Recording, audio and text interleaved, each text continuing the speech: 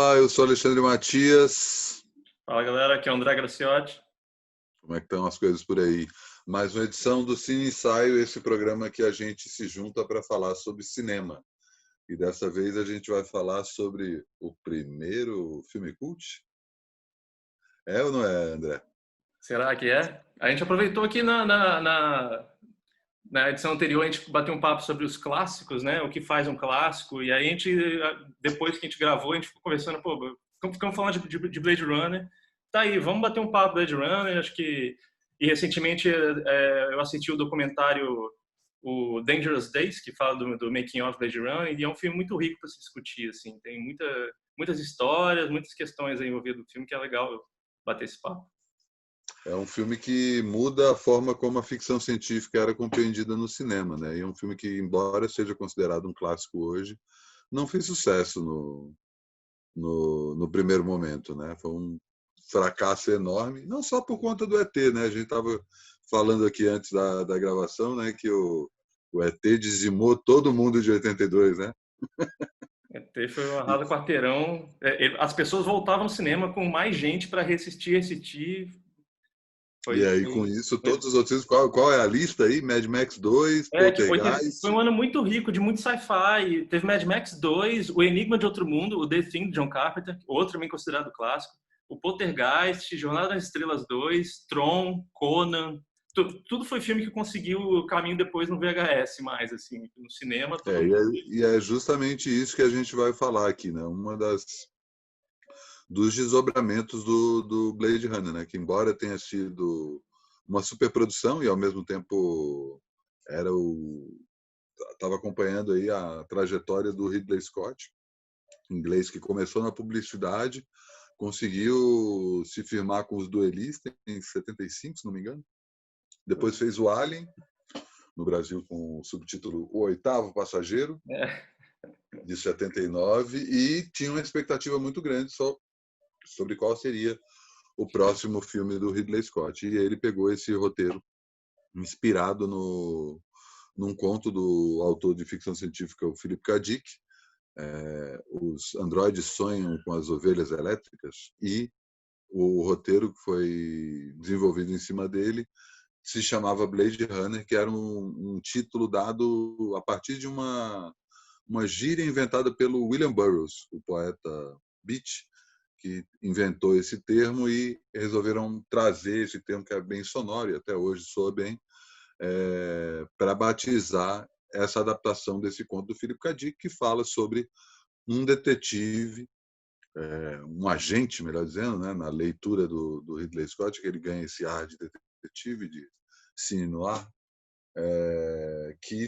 cuja missão é desligar os replicantes, que são os androides desse universo, né? O filme se passa em Los Angeles em 2019, foi gravado no começo dos anos 80 e lançado em 82, como a gente comentou, e cogita esse futuro em que o sistema solar já foi colonizado e que essa colonização se deu principalmente graças à invenção dos androides, que são idênticos a seres humanos e que nesse universo são chamados de replicantes, e que têm uma vida útil de apenas 6 anos, né? E depois de 6 anos, 4 anos. eles têm que ser 4 anos. 4 anos. Confundi. O André acabou de rever o filme, eu não fiz essa parte do dever de casa, mas enfim, a geração Lexus 6, daí a confusão, né? Que é justamente a geração dos androides que se rebelam contra esse sistema, que eles têm que ter uma vida pré-determinada. Eles estão à solta nessa Los Angeles futurista, e a função do detetive, que foi vivido pelo Harrison Ford, mas tiveram vários outros nomes, né, que cogitaram antes dele, que era o Robert Mitchum e o Dustin Hoffman. Dustin Hoffman. Inclusive, os primeiros storyboards do filme, a descrição, a ilustração já parecia mais do Dustin Hoffman, que eles já estavam certo que o Dustin Hoffman que faria. Na última hora, levado para o Harrison Ford. Eu fiquei E o curioso com Harrison, o filme da Schwartzman. Eu tenho é, minhas questões com o Harrison Ford no filme, assim, mas... tudo bem. Depois a gente fala sobre essas questões. Mas é engraçado, assim, porque aí tem só antecipando a questão do Harrison Ford, né? Originalmente, o Deckard, que é o detetive protagonista do filme, ele é uma inspiração. O Ridley Scott coloca isso na cabeça, né? Que ele quer trazer aquela atmosfera do cinema noir, né? As histórias de detetive pulp do começo do século XX, do Dashiell Hammett. E originalmente o Deckard usava um chapéu, né? Tinha essa coisa, como os detetives dessa época, ele tinha aquele chapéu e dava um outro ar, né? E na hora que ele escolhe o Harrison Ford para ser o personagem, e o personagem de maior sucesso do Harrison Ford usava o chapéu, ele tira o chapéu. E vamos combinar, né? O chapéu ali ia ser um negócio que não ia ter nada a ver, né? O chapéu é usado pelo personagem do Edward James Olmos, que depois ia viver o Almirante Adama no Battlestar Galactica. Tu assistiu Battlestar Galactica falando nisso? Não, não, nunca vi. Mas eu tô ligado, Muito bom. é muito bem falado. É muito bom. E o Adama, que é o principal personagem do Battlestar Galactica, o ator, que é o Edward James Olmos, está lá no Blade Runner de chapéu, né? Então tem uma cara assim, se o protagonista usasse chapéu, ele ia para esse mesmo lugar. Não, O imagina, fato ele fazer 2 filmes seguidos, em seguida ele fez um Indiana Jones, e os 2 filmes seguidos de chapéu, personagem de chapéu, imagina, ia ser uma... pois é. Eu chamar Indiana Jones do futuro, né? É. Pelo menos. Mas o fato é que, ao adaptar essa história do Philip K. Dick para essa Los Angeles futurista, o Ridley Scott cogita o que está acontecendo, né, no lado de fora. Tem até um trecho desse documentário que ele peita o roteirista original, que é o Fincher, que ele fala assim, tá, mas o que está acontecendo na janela do lado de fora desse interrogatório? E o cara, mas eu não quero saber do que está acontecendo no lado de fora. E do Scott, eu quero. Então ele tinha uma coisa de cogitar um mundo que estava acontecendo lá fora, e aí ele muda a história da ficção científica.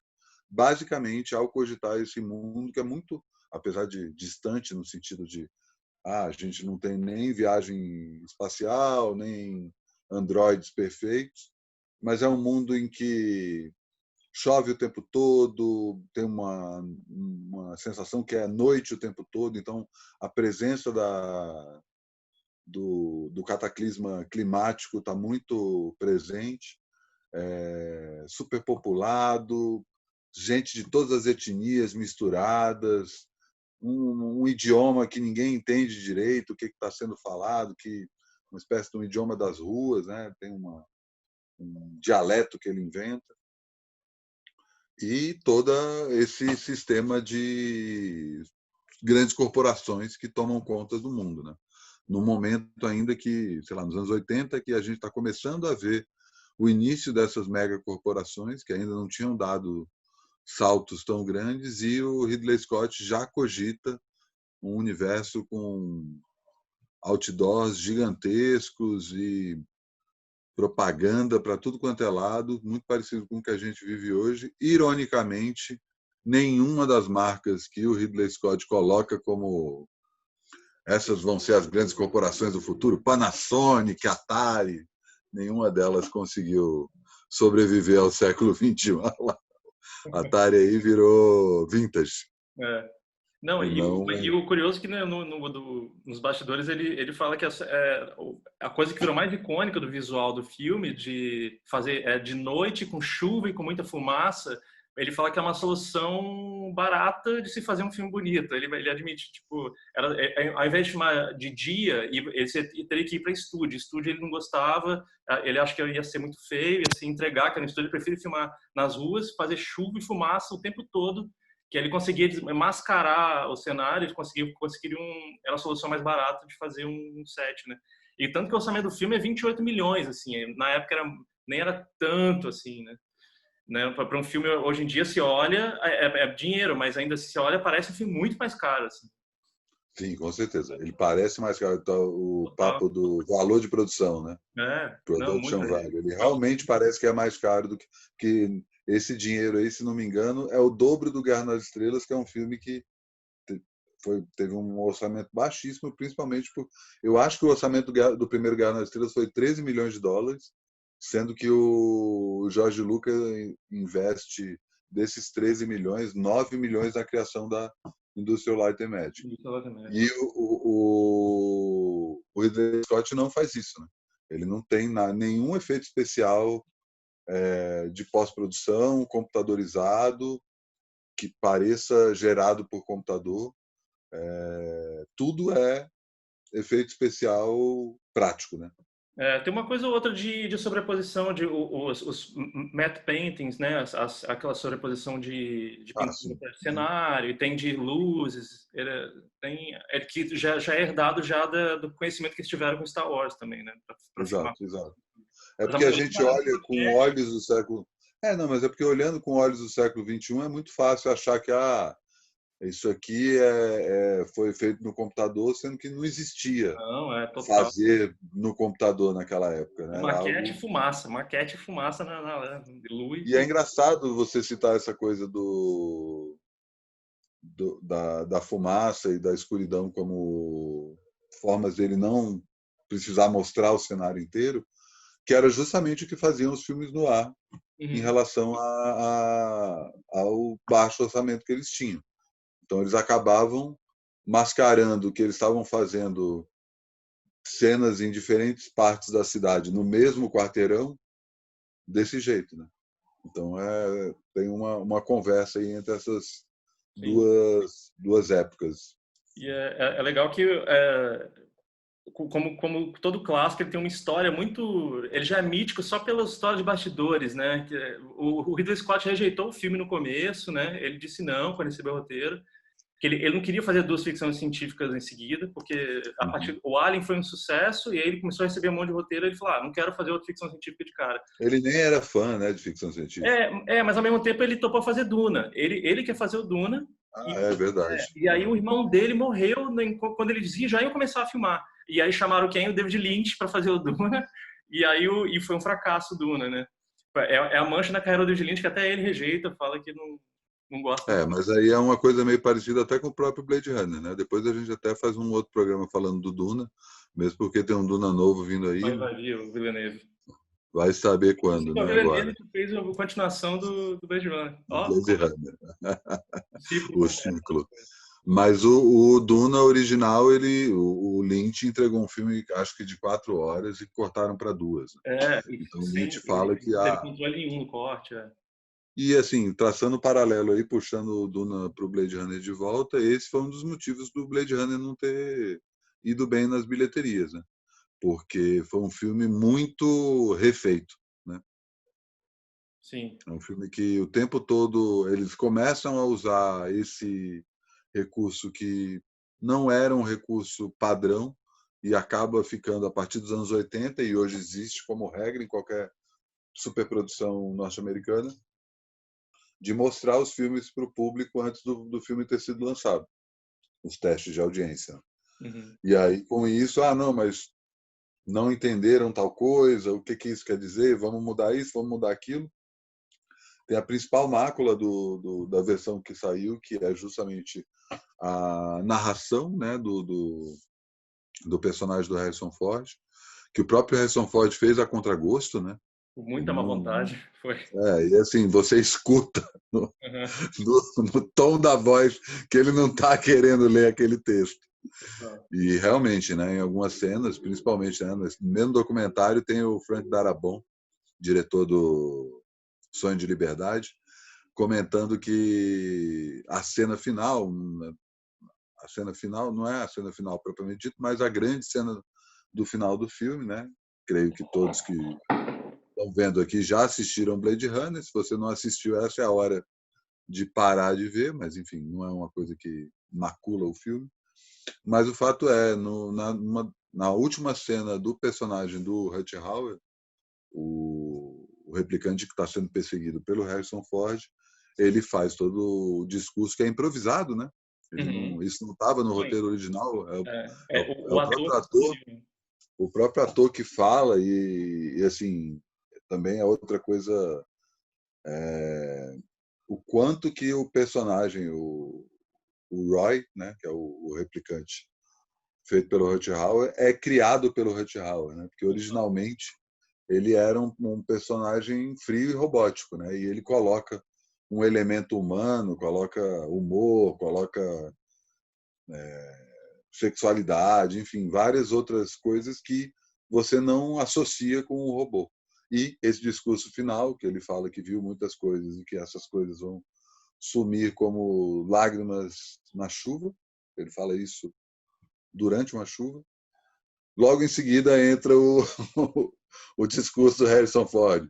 Isso significa que ele realmente estava pensando na própria vida. Eu não lembro exatamente qual que é a frase, mas, enfim, o cara acaba descrevendo a cena que tinha sido mostrada para a gente de uma forma muito mais sentimental e muito mais cinematográfica, por assim dizer, do que com essa locução final. Não, E fora...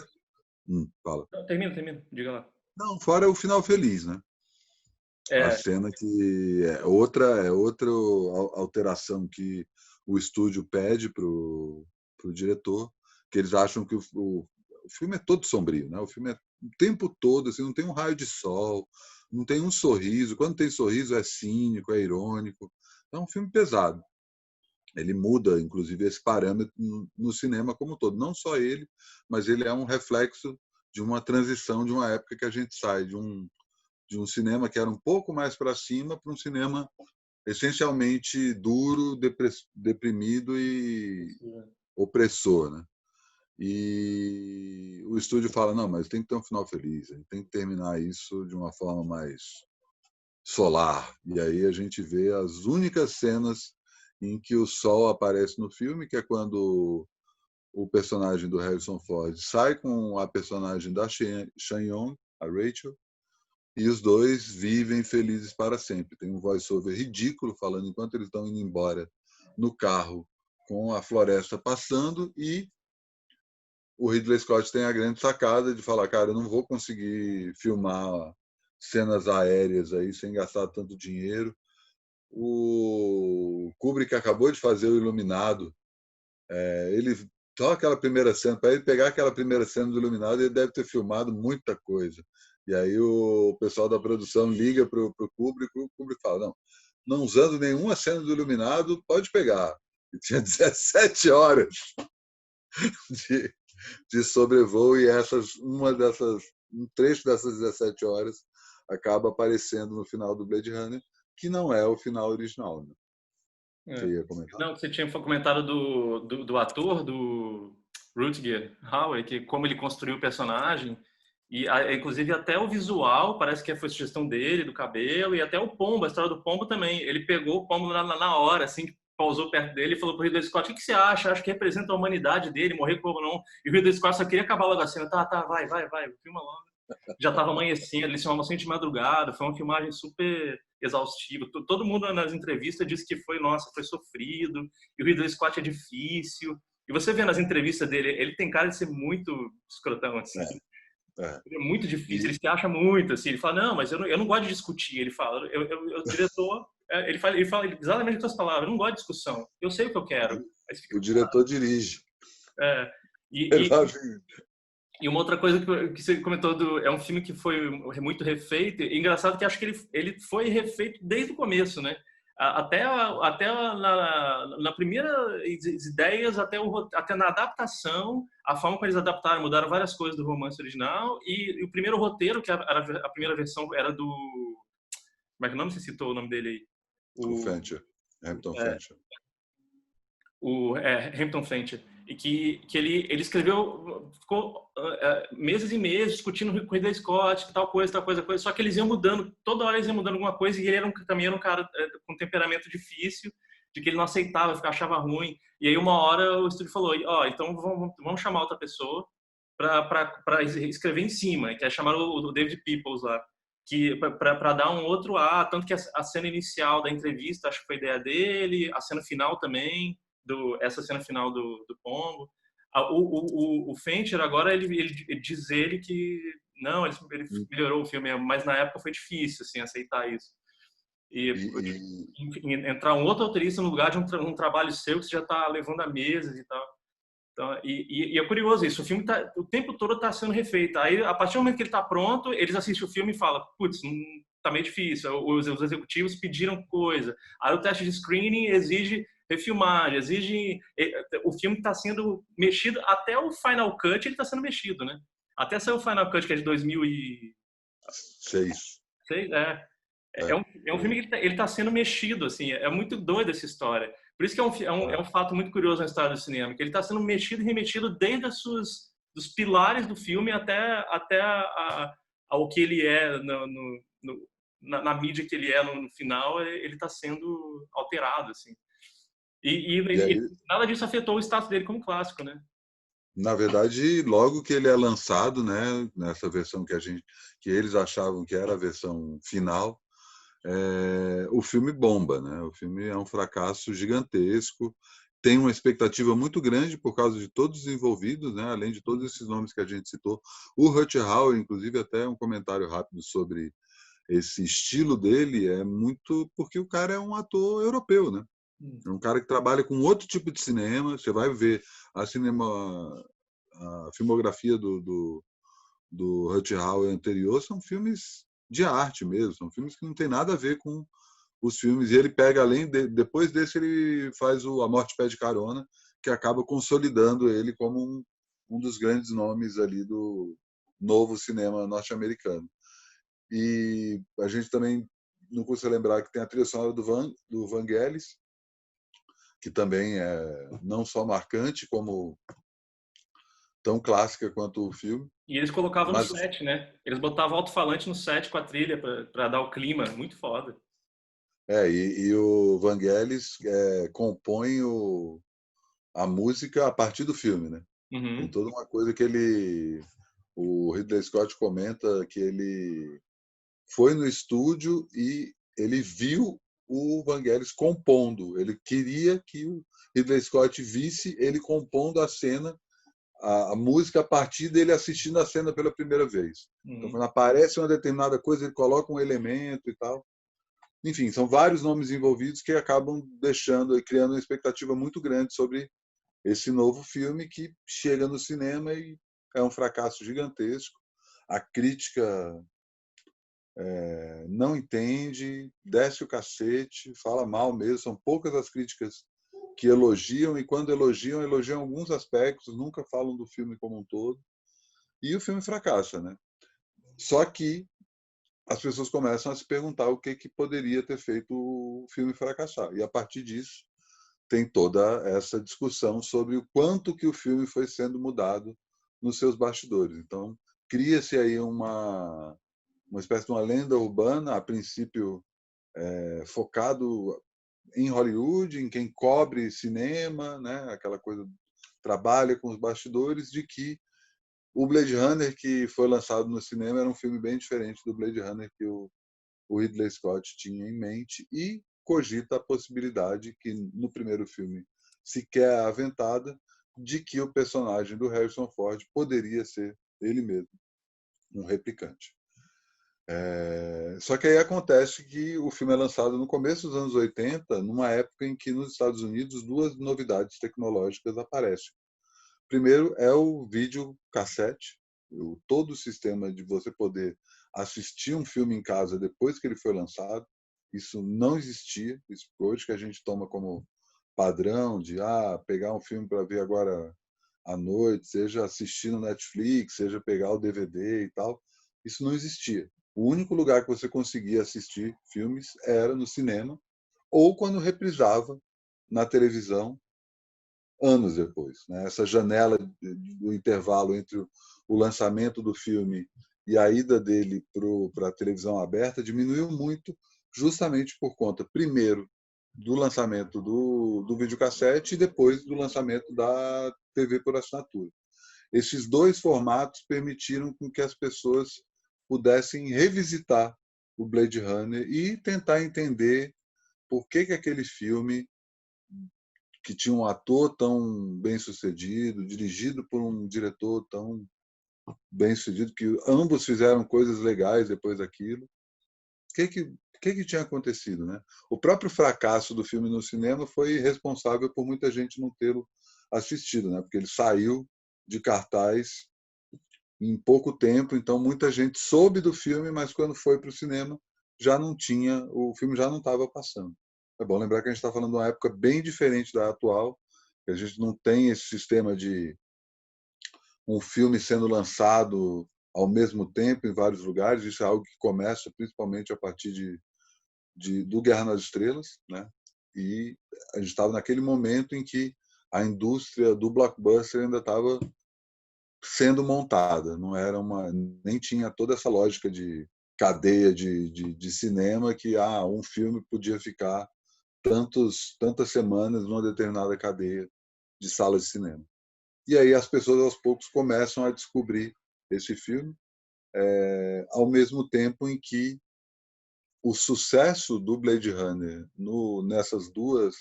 nesses dois formatos faz com que as pessoas comecem a falar, vamos falar, a entender a lógica desses dois formatos, né? O Blade Runner é um dos responsáveis pela popularização tanto do home video como da TV por assinatura. Era uma época em que essas tecnologias eram vistas como ameaças para o cinema. Então, os estúdios não liberavam os melhores filmes, sempre deixavam os filmes mais vagabundos. Então, não vamos passar isso. Até o próprio conceito de telefilme surge por volta dessa época, porque como eles não conseguiam liberar os estúdios, as próprias emissoras de TV a cabo começavam a fazer seus próprios filmes, coisas que as emissoras de TV aberta não tinham o hábito de fazer. Faziam filmes, mas com bem menos frequência do que começaram a fazer a partir da criação da TV por assinatura. E as pessoas, aí o estúdio, a Warner, né, que é o estúdio produtor do Blade Runner, resolve liberar o Blade Runner, porque tinha sido um fracasso, tanto para o VHS quanto para a TV por assinatura. E um filme do Ridley Scott com o Harrison Ford como principal ator fez com que muita gente levasse seu primeiro VHS para casa ou desse uma chance para ver um filme na TV por assinatura. E as matérias que começam a falar sobre o sucesso daquelas novas tecnologias citam Blade Runner como o filme que está puxando esse novo movimento em que as pessoas conseguem assistir filme em casa na hora que elas querem. Isso aumenta aí todo o bochicho sobre um novo Blade Runner, né, que poderia ter uma versão do diretor, algo que também não existia na época. Depois que o filme foi feito, acabou. Não tinha esse papo do estúdio chamar o diretor de novo para coloca uma determinada cena, refilma isso. E à medida que os anos 80 foram terminando, isso começa a vir à tona. Toda essa discussão que era antes fechada para quem estava dentro da indústria, começa a se espalhar para o público em geral. O filme vira um filme cult, né? De uma hora para outra. Não só as pessoas começam a assistir repetidas vezes o filme e a criar um verdadeiro culto em relação ao Blade Runner, mas muito do que foi colocado no Blade Runner, como estética, como temática, começa a ser reproduzido em outras mídias, em outros filmes, em, sei lá, o movimento cyberpunk, que foi crucial para mudar a história da ficção científica, e é um movimento que começa nos livros, ele se inspira no Blade Runner. Na hora que os seus principais autores, que é o William Gibson e o Bruce Sterling, assistem o Blade Runner, eles entendem. É nesse universo que os nossos contos, crônicas e romances vão se passar. e eles escrevem seus livros. O principal deles, o Neuromancer, que é lançado em 1984 e é uma referência óbvia a um filme que é um parâmetro da ficção científica até hoje, que é o Matrix, né? Que você também consegue entender aí a relação direta entre Blade Runner e Matrix. Então, entre o lançamento do Blade Runner e o lançamento da sua primeira versão do diretor, que foi em 91, o filme mostrou-se muito mais influente e muito mais bem sucedido do que ele foi só no cinema, né? A ponto que quando ele teve sua nova edição lançada, ele foi para o cinema e aí sim conseguiu ser finalmente um sucesso. E as principais mudanças, tiveram várias outras, né? Mas as principais mudanças é que o final não era o final com as cenas do Kubrick, era um final noturno e pessimista, e tiraram a narração do Harrison Ford, deixando o filme mais subjetivo, e também a inclusão da cena do unicórnio, em que o criador dos replicantes entrega o unicórnio para o Harrison Ford, depois que a gente vê que o Harrison Ford sonhou com o unicórnio, consolidando aí a teoria de que o Deckard é um replicante. E essa coisa do unicórnio é até meio polêmica, porque foi o Ridley Scott que insistiu nisso, né? De encaixar o lance do unicórnio, e os próprios os produtores nas entrevistas falam, até hoje eu não entendi esse negócio do unicórnio, mas ele queria tanto. E é engraçado, porque eu vendo hoje, entrando aqui no debate do filme, assim, a grande questão que ainda acho uma coisa dúbia, porque o lance dos implantes, dos replicantes, eram memórias, não sonhos. E aí? Meio que não tem... Eu acho meio conflituoso esse conceito. O filme brinca com assim, que os replicantes têm memórias implantadas. E aí, se é um sonho, não tem a ver. Se aquilo é memória, quem lembra de um unicórnio, sabe? Não é memória. Então, você assume por ser um unicórnio, assume que é um sonho. Então, fica um conceito meio confuso ali no meio. E, ao mesmo tempo, Não, mas eu acho meio de propósito isso, assim, não que eles tenham pensado exatamente isso, mas acho que Não, justamente essa coisa difusa, é, sabe, uma memória de um sonho não é uma memória? de um bicho que não existe, né? De um Pois é, bicho que não existe. que é exatamente o próprio replicante, é um bicho que não existe. No Dangerous Days, que é inclusive o título original, né, do Blade Runner, O script original. mas esse documentário ele tem uma entrevista com o Fincher que ele comenta que ele acha que o unicórnio, para ele, tinha muito mais a ver com uma representação lúdica de algo que estava meio subtendido em toda a história, né? Porque no fim das contas, por mais opressor e por mais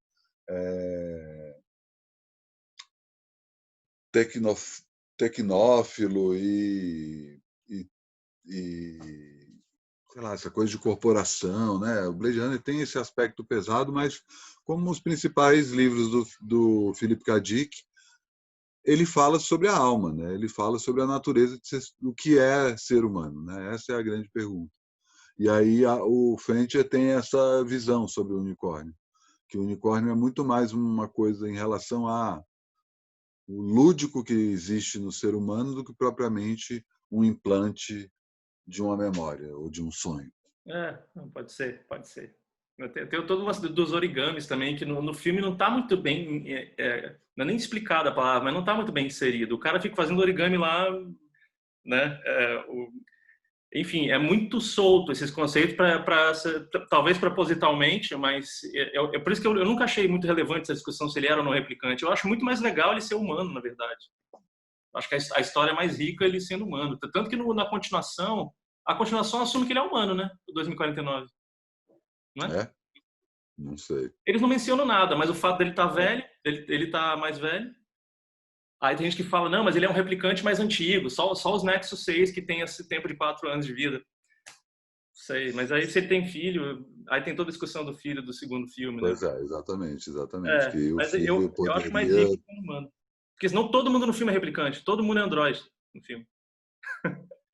Mas é uma das graças do filme também. Inclusive, isso liga até com o próprio Battlestar Galactica que eu estava falando. É. Também tem essa discussão, né? São robôs idênticos a seres humanos que você fica o tempo todo sabendo, e aí, quem é o quê? Uhum. O Então, legal é que no roteiro original do... Esqueço o nome dele toda hora, o Fincher, né? Ele tem uma entrevista dele falando que ele focou muito mais no lance do romance original, que era na questão ambiental. Que no filme tá só pincelado ali de que os animais estão extintos, né? Ou estão raros, né? Os animais sim. ficaram raros e todos são androides. Tá pincelado ali no filme, esse cenário. E ele focou muito mais nessa questão ambiental e que acabou sendo minado na segunda versão do roteiro. Eu fiquei curioso. Até o comentário sobre... É porque, assim, não é nem um romance, né? É um conto. Ah, é um conto, verdade. É um short. E o Philip K. Dick acompanhou a produção. Ele, não, infelizmente, morreu antes do filme ficar pronto. E é muito louco, assim, porque o Philip K. Dick nunca imaginou que... Ele falava isso. Ele era um escritor, eu acho, é um dos meus autores favoritos. Acho um dos grandes autores do século XX, que, infelizmente, por fazer ficção científica, era colocado nesse lugar de autor Subcategoria. B. Exato. O próprio Blade Runner é um dos filmes que ajuda a ficção científica a sair desse gueto, né? Porque o 2001 já tinha feito isso, mas quando o Guerra nas Estrelas faz sucesso logo depois, muita gente fala, bom, então tá, então agora a gente voltou à ficção científica dos anos 50, de navinha e tiro. Né? Flash Gordon de novo. E aí o Blade Runner vem e fala, não, peraí, vamos para o outro lado. Mas o Philip K. Dick, ele é um autor que a vida inteira ganhava pouco, né? Ele não tinha... Vendia... Tinha uma boa venda, mas eram livros muito baratos, então não era um cara que vivia bem, né? Um cara que trabalhava ali de sol a sol, escrevendo um livro para pagar as contas mesmo. E ele sempre brincava que nunca cogitava que os filmes dele, que os livros dele pudessem ir para o cinema, porque eram muito caros. Se fosse para fazer no cinema, sabe? Ele sempre pirava coisa nos livros que não, vou fazer um negócio que nunca vão poder executar. E o Blade Runner não só executa bem e ele consegue ver isso, como é o primeiro livro do Kadik a ser adaptado. E aí depois vem uma série, né? Depois vem o Total Recall, Vingador do Futuro, o Minority Report, enfim, tem vários livros do Kadik que foram adaptados e quase todos os livros são boas adaptações para o cinema. É Verdade. uma boa referência. Quem gosta de Blade Runner pode seguir aí os outros livros, os outros filmes adaptados dos livros do Philip K. Dick. São más adaptações, como o próprio Blade Runner também é. Mas as questões que ele coloca sempre estão nos filmes e acabam cutucando em pontos que não são propriamente técnicos ou científicos, que falam mais sobre a humanidade. É um escritor que usa a ficção científica para falar sobre filosofia, existencialismo, enfim. E a versão do diretor de 91 não foi a última, né? Como você estava falando.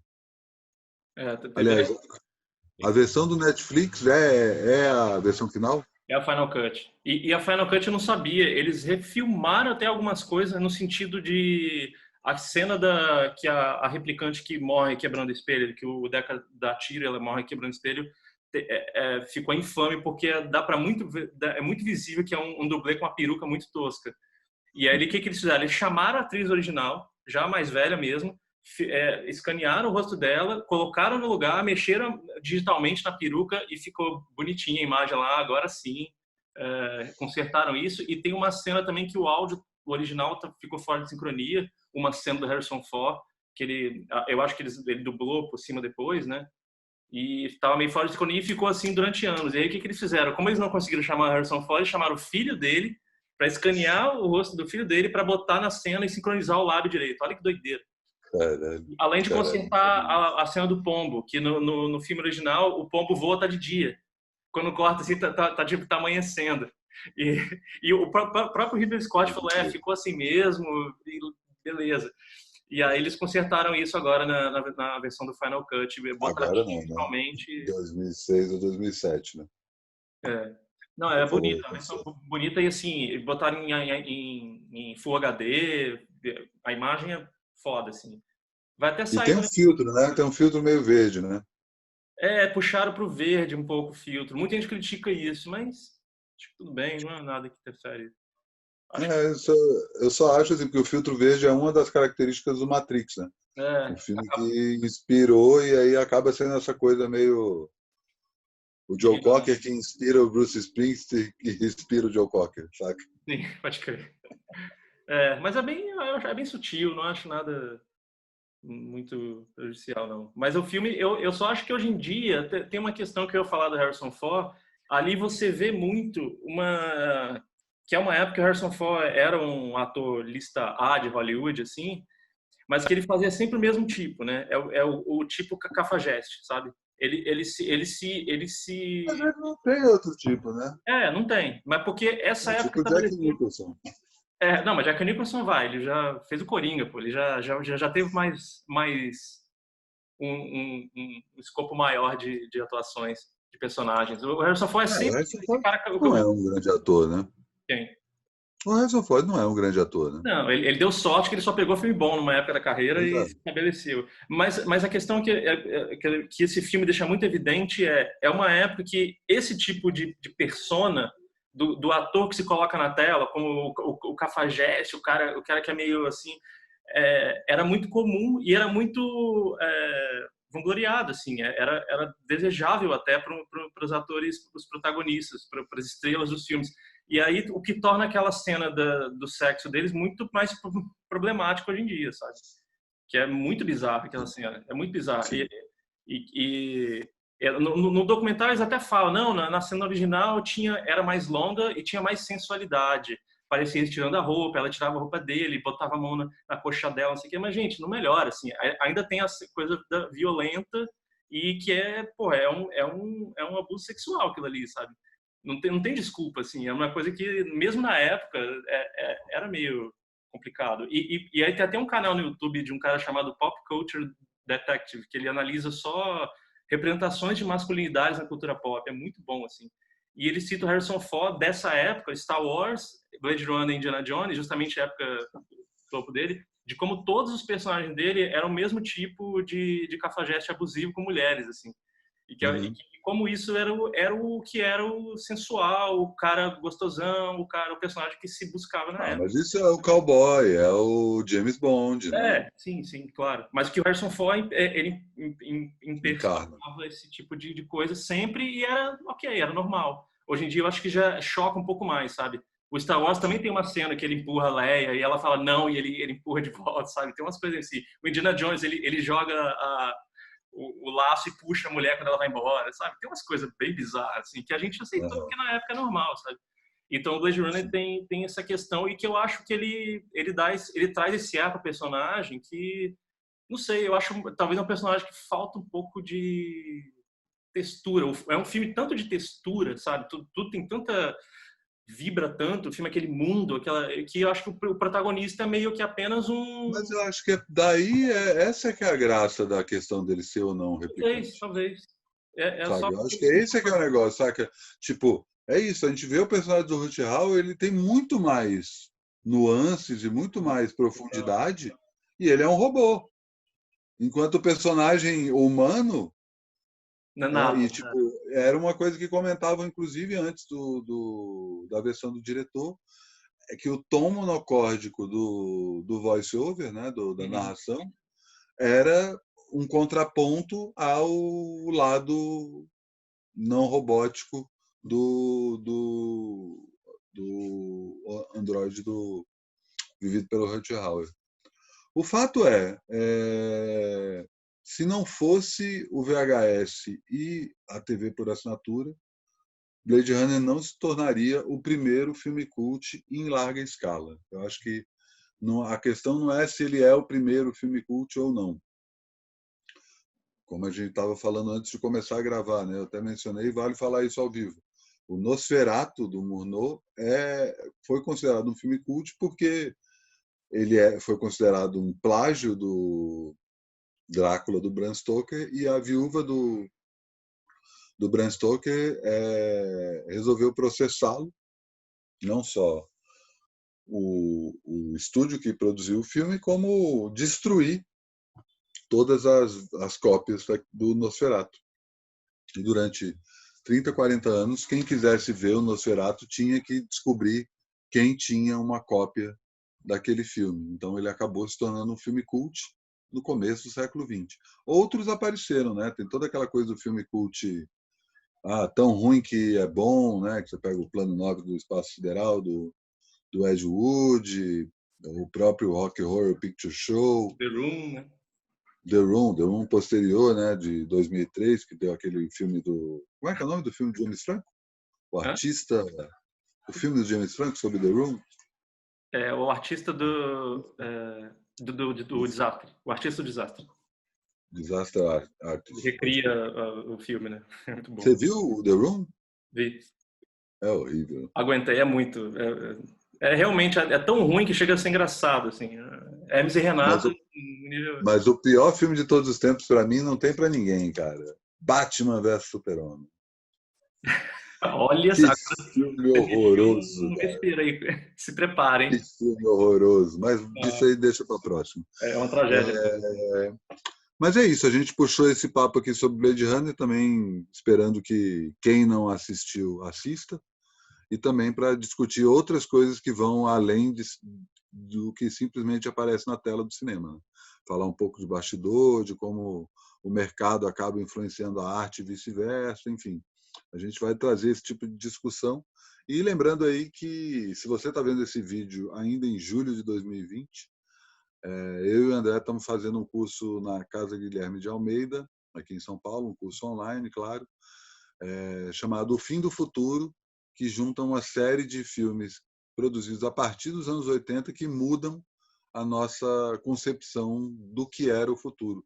E o Blade Runner é um desses filmes. Né? A gente vai estar falando dele, mas também de outros filmes como Mad Max, principalmente o 2, né? Mais o 2 do que o 1. Né? Quais outros? Ajuda aí a lembrar, André.